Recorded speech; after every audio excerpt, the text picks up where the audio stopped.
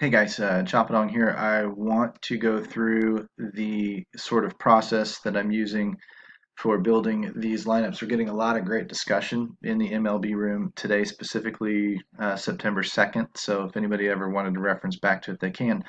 But we get a lot of questions about what do you do? What should I do? What can I do? What do you do when this happens or that happens? And so it's sometimes easier just to show you what it is that we do. So if I jump into the domination station and just play on FanDuel like I'm playing Nichols main slate, none of the lineups are out yet. Well, I guess one is. 50 lineups, tournament mode, one unique player, 50% randomizations. How I do it. A lot of other people use two or three uniques and 20% random. That's all up to you. This is just how I do it. This is just one way. And then I will start going position by position. I'll show you the stacking here in a second. But I'll start going position by position. And I haven't touched any of the pitchers. I usually don't. Um, and then I start going, position by position, and the players that I identify that I like throughout the day. Sometimes it's from the trends tab. Sometimes it's from W score. Sometimes it's from all these different things. BVP. These are guys that I'm going to boost in projections. I'm not messing with any exposures yet. I don't want to put too many restraints on the optimizer at one time because I don't know where it went wrong when it limits what I can do. Lots of first basemen today, obviously. Now, see, one of the things that I would do, so I would say right now, I saw numbers where Sano is great on Minnesota. Abreu is great on the White Sox. I may or may not be stacking those teams yet. Rizzo's fine on the Cubs, but if I change just to 15% and I still want him to pop more, then I need to change it again. See, it started at 12.83. That's the default score. 15% boosted him to 14.7. Out of 12.83, what is that? 13. So add 20%. 20% of 13 is 2.6 points. On top of that, gets you what to 15.4. So if I put him at 15.4, all that does is bring his number up higher. It's going to turn his little smiley face off because I went even further up than that. He's at obviously very, very low ownership. He smashes the pitching handedness that he's facing. We'll see if he does it again tonight.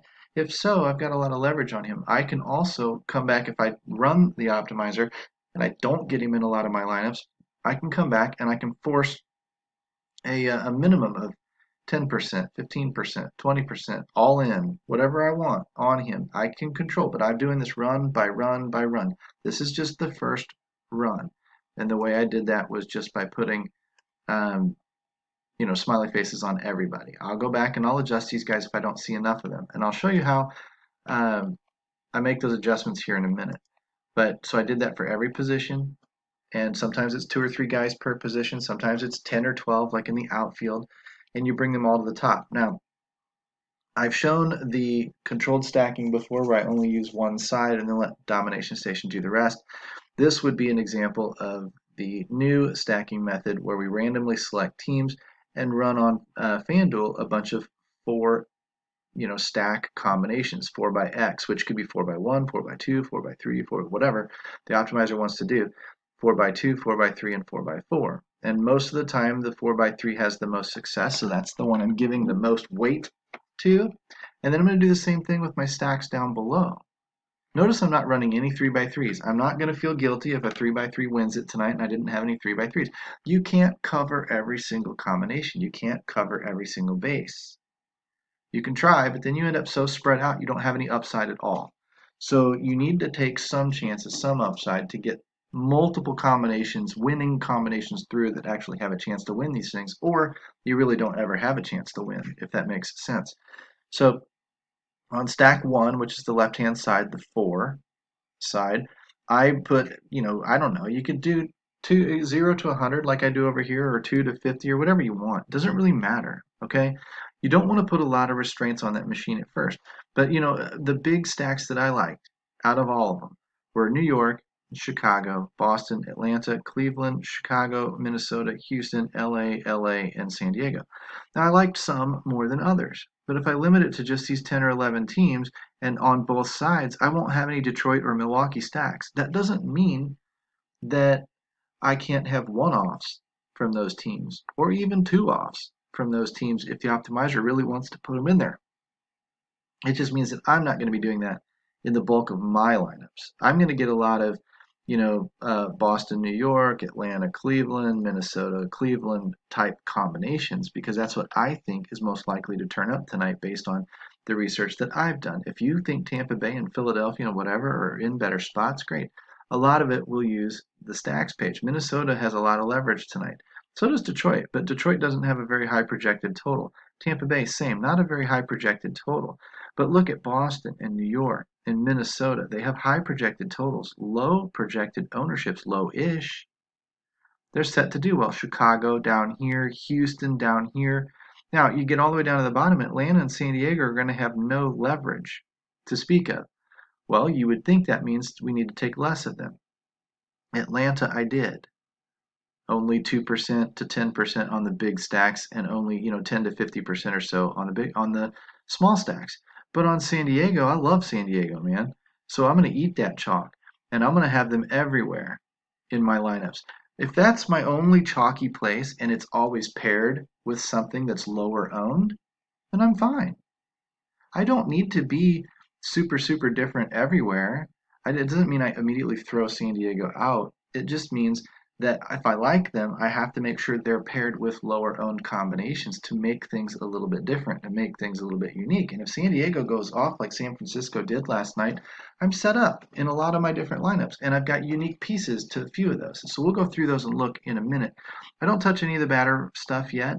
I might later, I might not, I don't know. But I'm generally putting weight. I like Houston tonight. I like San Diego tonight. I like Cleveland tonight. I like Chicago tonight more than I like Atlanta, more than I like Boston, more than I like, White Sox, more than I like Dodgers. So that's where I put these weights, and these are all just a feel thing. There is no method, there is no formula for any of this. It's all what you feel you want to see. If you can visualize your concept coming through, I'm going to see quite a bit of Chicago and some Cleveland, but I'm going to see a lot of Houston, a lot of San Diego, hopefully. And on the other side of it, a lot of Houston, a lot of San Diego. I should see a lot of Houston slash San Diego combos, which is fine with me. Mixed in with some San Diego, Atlanta, Houston, Chicago, Houston, Cleveland, whatever. But that's the bulk of what I should see. And if it's not, the optimizer's taking me in a different direction. So once I've run those lineups, I come down here and I start seeing that my big percentages of players, and I could get that up higher if I want it to be by boosting these guys again instead of just 15%, go back and boost them to 20%. Go back and boost them, from what would a default score of 14.31. I didn't boost Altuve at all. If I boosted him 20%, it would be 2.8 points, almost 3 points. I'd be at like 17.2 points. If I change him, even with the randomness of 50%, if I change him to 17 points, he's going to show up more often than he is even here. And that's what's going to help me pull him into more of my combinations. But I start looking at the teams. Houston, there's Houston in a ton. There's San Diego in a ton, right? That's what I wanted, right? Chicago, Cleveland, LA, these are also what I wanted. Now it's going to love LA because even when I put a hard cap on them, they still are showing up. So the optimizer's probably loving Atlanta tonight, which is why I put a lid on it because I want to keep the really chalky stuff down if I don't love the chalk. And it's not that I don't like Atlanta tonight. It's just that I don't like them as much as I like San Diego. Okay, I can take a look at the stacks. Big Houston stacks, 12 of them. Big San Diego stacks, 11 of them. Chicago stacks, and then the rest are down here in a smattering. Okay, and even Atlanta, only one big stack of Atlanta. I'm okay with that. If I come down here a little bit more to the small stacks, lots of Houston, lots of San Diego, now a lot of Cleveland instead of Chicago, and then a lot of Chicago behind that, and then here comes the Atlanta. I'm okay with that.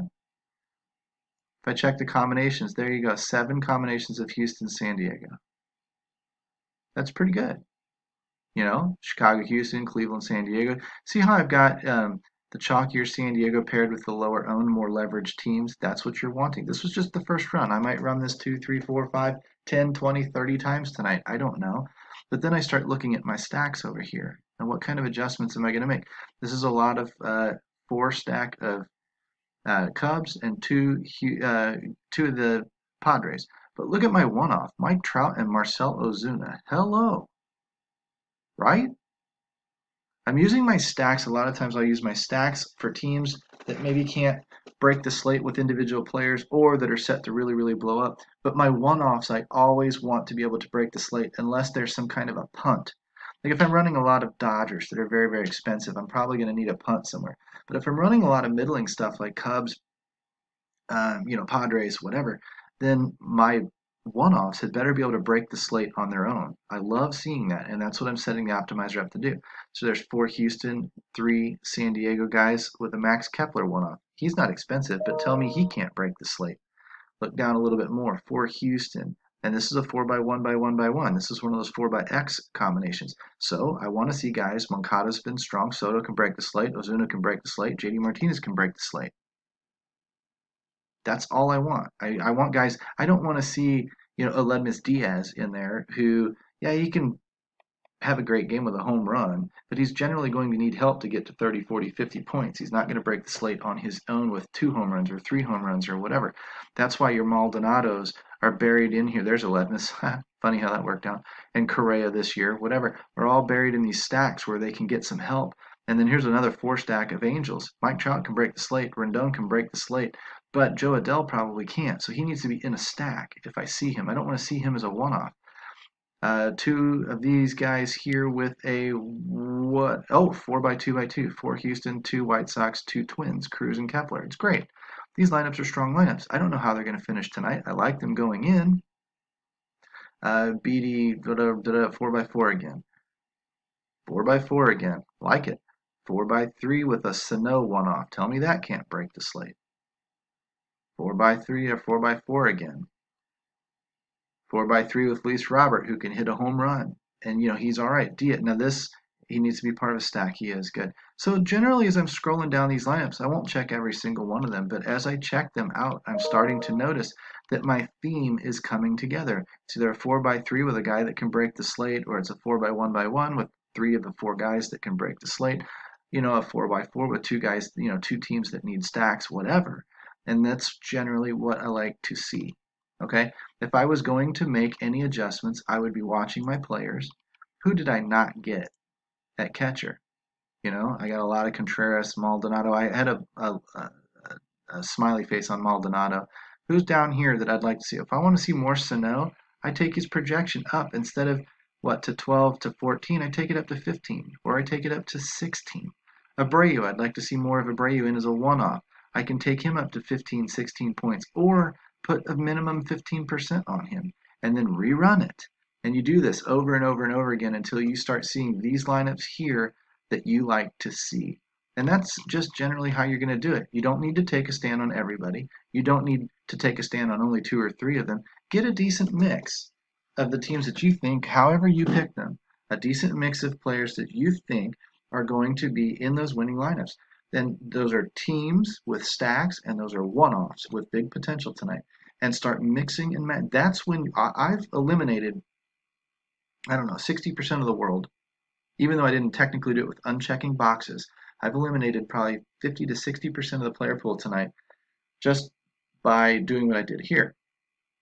And I've limited it down to and I've put emphasis on, the top 10% or 20% that I want to see in a lot of what it is that I do tonight. So now all I can do from there is take them all and put them. That's what the optimizer is for now. Is the optimizer is going to crunch 100 lineups for me in a few minutes.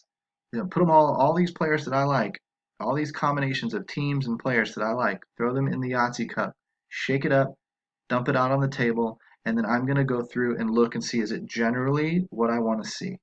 If it's generally what I want to see, I'm going to run with it. If it's not generally what I want to see, or it's got some glaring weaknesses in there, like I don't see enough Jose Abreu, then I'm going to rerun the optimizer. I'm going to change the Abreu setting, and I'm going to rerun it.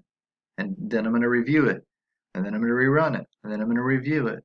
And I'm going to keep going and going and going until I start seeing what it is that I want to see. That's how you play these games, whether it's for 50 lineups or 250 lineups. Totally up to you. So hopefully that helps you guys get a little better idea of what's going on. And of course, we're always around for questions in the MLB room. Take care, guys. We'll talk to you soon.